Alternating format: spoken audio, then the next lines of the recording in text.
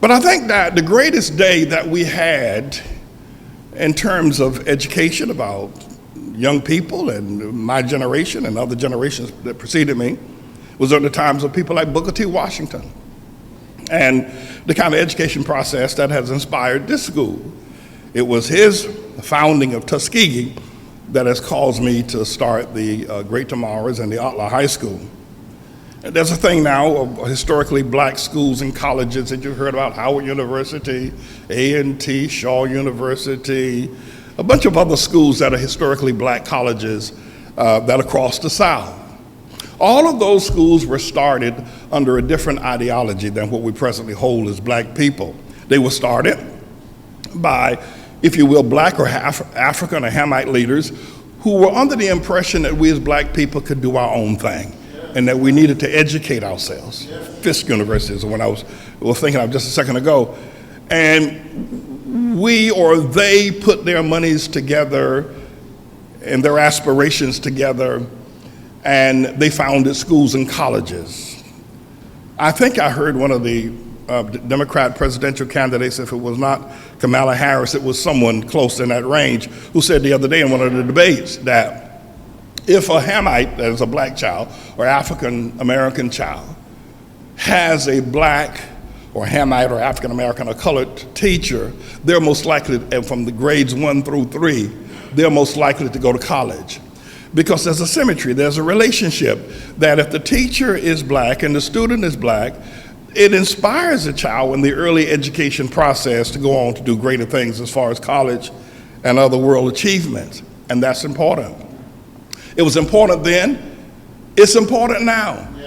That we understand the process of we built the greatest schools and we built the greatest generation of doctors and lawyers and Supreme Court justices and cities, well, didn't build cities, during that era, during that period of Booker T. Washington. And of course, the greatest economic period we had was during the period of Marcus Garvey. What we have now in our society is a society of dependency on white people and their civil rights, or their handouts, or their EBT cards, or their welfare, or their proportionate giving for the supply or support of families. And we're doing far worse now than we've ever done. And this school, of course, stands for the truth about who we are as a people.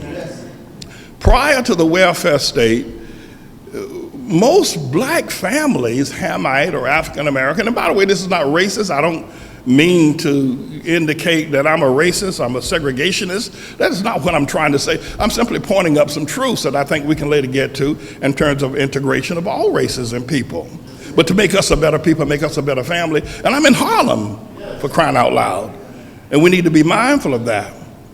But we also need to note that prior to this shift in ideas about the civil rights or Obama or presidents or senators, etc., nearly every black home, African or Hamite home, had a father in it at night.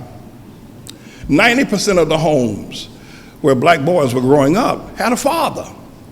And girls had a father in the home. Now it's homeless, not only homelessness, but 90% of the families are black under the civil rights Obama ideology don't have a black man in the house anymore because of the way we think. And because black men have lost their way, and because the community itself, a Hamite of black people, have lost their way, and they fail to understand what is critical, what is right, and what is true. You're gonna make a baby, stay home with that woman and take care of it. Get a job, get an education, get whatever you need, but be the father to that boy and that girl. Don't have some sort of long distance relationship of baby's daddy, mama's baby, whatever. What is that? And this church and school teaches that distinction. But you have to realize that deeply engraved inside of the minds of many of you is that that's okay. And that this church has a mean spirit, or that I'm somehow or another wrong in my estimation. We're doing worse now. We're raising children without fathers. Our young boys are being shot down in the street because the father didn't beat him at 9 years old or tell him you don't talk back or you respect authority. We have jail population off the charts because we don't have discipline in the home. A mother cannot be a father. Now, she can be a mother, And she can tell the child about his father or her father. But a mother can only be a mother. She cannot be a father. And in God's estimation, you need both in order to be able to raise a family. And so our young men are in the streets now, and then they're perpetuating. They're making babies and not taking care of them and not staying in the home with them as well. So where we are now is in a desperate situation, and this church is set to change that. Single parent homes. I think as well is that we need to understand that prior to the 1950s, this kind of lifestyle that we now find, that the reason why many of you will not come to this church, many of you don't like personally me as a pastor, or you are against the theology or the spirituality, or you just don't feel comfortable here at the fact that I don't reverence your first black president. I don't honor all the so-called civil rights, black norms.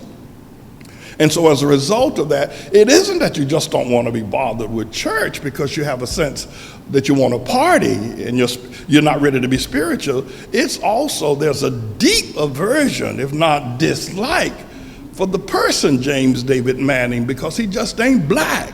He talks against black folk. He talks against Africans. He talks against Obama. And you're not in agreement with that. But I'm right about what I'm saying.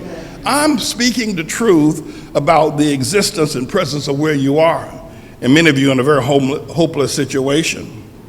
You know, years ago, again, every child had their father in the home, at least 90%. The one that wasn't there was either dead or in prison, if that happened. And we were a strong community then, before Obama. Even before the Voting Rights Act of 1964, or the Human Rights Act of the 14th Amendment of the Constitution, we were better people, made better schools, stronger families, and we had better business ventures during those years as well than we do at present. But you know, it's unthinkable now that Obama has become the worship and the Messiah. We got not only people who have psychological problems or drug problems or returning from prison problems, living in shelters. We got whole families living in shelter. And damn it, if Obama was indeed the Messiah sent from God, did you notice that the homeless population, not just of individual or women with children, but with families with children, have increased since Obama? I mean, were not his policies good for the black people? And again, this is not racist. Please don't misunderstand me. Please. I don't mean to be deceiving. If you think I'm racist, please forgive me. That's not what I intended to do here today. I'm talking about a particular genre and culture. I mean, before Obama, we didn't have as many homeless families. Not just homeless people. So if he was so great, this church houses homeless people, whether you know it or not. Why didn't Obama, the great Messiah, do something about the employment situation, the housing situation? Why didn't God reveal to him a plan that every man should be an owner of a home and a leader in the community? Why didn't God reveal such a plan to him? If God sent him, didn't God know that you needed a place to stay for your children? Why would he send you a leader who will increase your homelessness? I mean, why would God do that to you? Homelessness, unemployment has increased. Prison population is going down because they're killing them in the street now. But yet Pastor Manning, well, he ain't, he's not, imagine what it's like when all of Africa, and they know me in Africa. Imagine what it's like and you walk down the street, or people in Nigeria, Kenya, Ghana, or Liberia, wherever, Angola, Mali. We heard about that pastor up there in Harlem. He don't like our black President Obama. Imagine all of Africa hates you. All the Caribbean They know me. They know me, perhaps not for some of the reasons you think would be good reasons, but they all know me in their languages and their tongues. They know about this church. They know about Harlem. They know about me, and they hate me.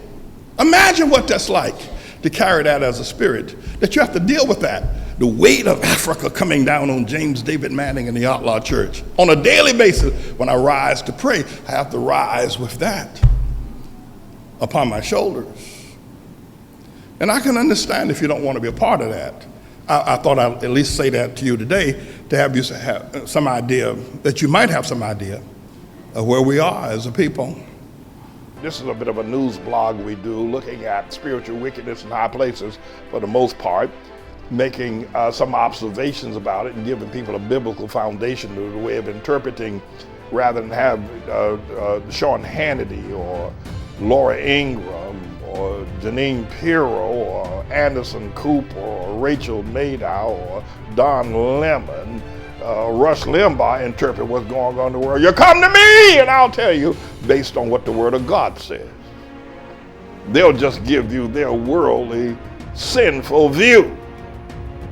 But the Manning Report will tell you what God has said, whether to say yea or nay, whether to go or to stay. You'll be led by the word of Almighty God. Come to the Manning Report on a daily basis to interpret the spiritual wickedness in high places, because there's plenty of it that's going on. And so I'm the Lord's servant, James David Righteous Rebel Manning, and I'm here to serve you with news and information.